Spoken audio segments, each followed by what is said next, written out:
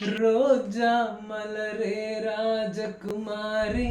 இன்னைக்கு நம்ம என்ன பார்க்க போறோம்னா twin flames, a love story that is written in the stars. இல்ல இரட்டை சுடர்கள்னு சொல்லுவாங்க.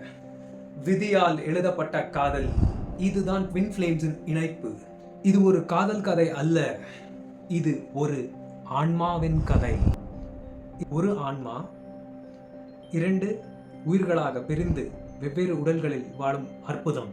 இல்லைன்னா உங்களுடைய ஆசைகளாகட்டும், இந்த குவாலிட்டிஸ் எல்லாம் அவங்கள ரிஃப்ளெக்ட் ஆகிற மாதிரி நீங்கள் பார்ப்பீங்க.